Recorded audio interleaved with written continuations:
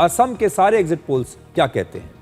तो P mark के exit poll के मुताबिक एनडीए को 82 से 94 सीटें मिल सकती हैं, कांग्रेस प्लस को 30 से 40 सीटें मिल सकती हैं और अन्य दलों को 1 से 5 सीटें मिल सकती हैं। यह है असम।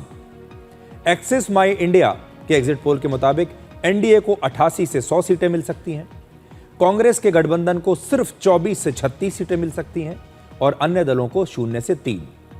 एक और एग्जिट पोल डायरी के मुताबिक एनडीए को 86 से 101 सीटें मिल सकती हैं, कांग्रेस को और उसके गठबंधन को 15 से 26 और अन्य दलों को 0 से 7। मैट्रिज के मुताबिक एनडीए 85 से 95 सीटें जीत रही है, कांग्रेस प्लस 25 से 32। और अब असम में इन चारों एग्जिट पोल्स को अगर हम जोड़ लें, इनका औसत निकालें, तो औसत क्या है देखिए। औसत है कि एनडीए 85 से 98 सीटें जीत रही है, कांग्रेस 24 से 34 सीटें जीत रही है और अन्य दल सिर्फ 2 से 7 सीटें जीत रहे हैं। इसका मतलब है कि असम के इन 4 एग्जिट पोल्स में बीजेपी की जबरदस्त तरीके से बहुत ही आराम से वापसी हो रही है और अगर ऐसा होता है तो असम में लगातार तीसरी बार बीजेपी की सरकार बनेगी और हिमंता बिस्वा शर्मा लगातार दूसरी बार इस बार भी मुख्यमंत्री बन सकते हैं। ये आपके सामने असम के सारे एग्जिट पोल्स हैं। वहां पर भी सारे एग्जिट पोल्स एक ही बात कह रहे हैं और वो ये है कि यहां बीजेपी जीत रही है और कांग्रेस और उसका गठबंधन बीजेपी का कोई मुकाबला इस बार नहीं कर पाया। औसत अब आप देख लीजिए, आपकी स्क्रीन पर है।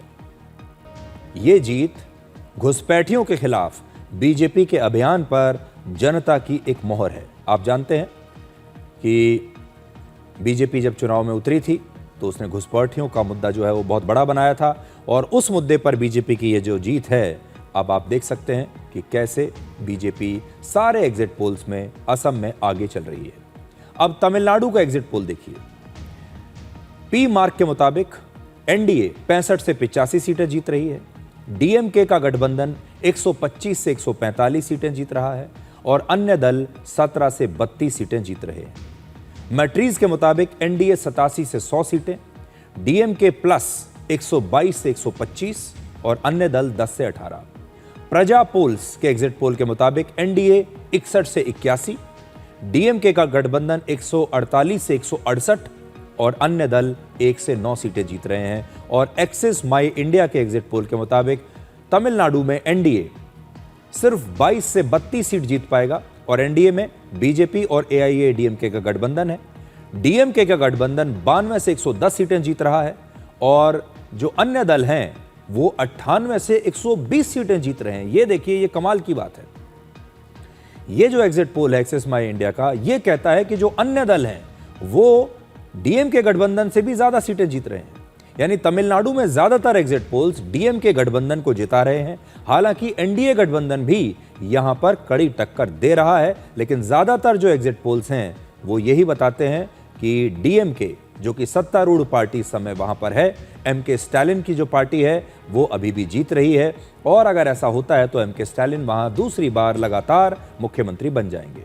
अब केरलम का एग्जिट पोल देखिए।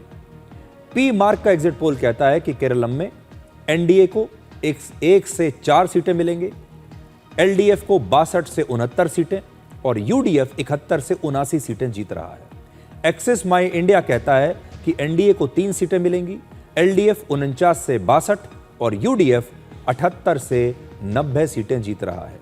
मैट्रिज का एग्जिट पोल कहता है कि एनडीए 3 से 5 सीटें जीतेगा और एलडीएफ 60 से 65 सीटें जीतेगा और यूडीएफ 70 से 75 सीटें इस बार जीत सकता है। तो हो सकता है कि केरल में बदलाव इस बार आपको देखने को मिले, क्योंकि केरल में एग्जिट पोल्स जो हैं वो बटे हुए हैं। तमिलनाडु में भी एग्जिट पोल्स बटे हुए हैं, लेकिन तब भी ज्यादातर एग्जिट पोल्स यही कह रहे हैं कि डीएमके की वापसी हो रही है। केरल में एग्जिट पोल्स अलग अलग राय दे रहे हैं और अगर ऐसे 2 विधानसभा चुनावों का हम विश्लेषण करें जिनमें बीजेपी का प्रदर्शन शानदार रहा है, तो इनमें एक खास पैटर्न दिखाई देता है।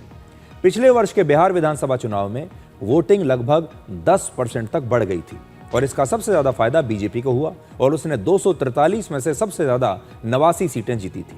जबकि एनडीए को 202 सीटें मिली और बीजेपी की सरकार वहां बड़े आराम से बन गई। वर्ष 2024 के महाराष्ट्र विधानसभा चुनाव में भी वोटिंग 5% तक बढ़ी और इसका फायदा भी बीजेपी को मिला। बीजेपी ने पहली बार 132 सीटें जीत ली, जबकि एनडीए को 235 सीटें मिली और बीजेपी की और एनडीए की सरकार बन गई। पश्चिम बंगाल में भी इस बार जो वोटिंग बढ़ी है, 92-93% की जो वोटिंग हुई है, इसका मतलब क्या हो सकता है? अब लोग ये अंदाजा लगा रहे हैं कहीं ऐसा तो नहीं कि इस बढ़ी हुई वोटिंग से सीधे बीजेपी को ही फायदा हो रहा है। एग्जिट पोल तो यही कहते हैं।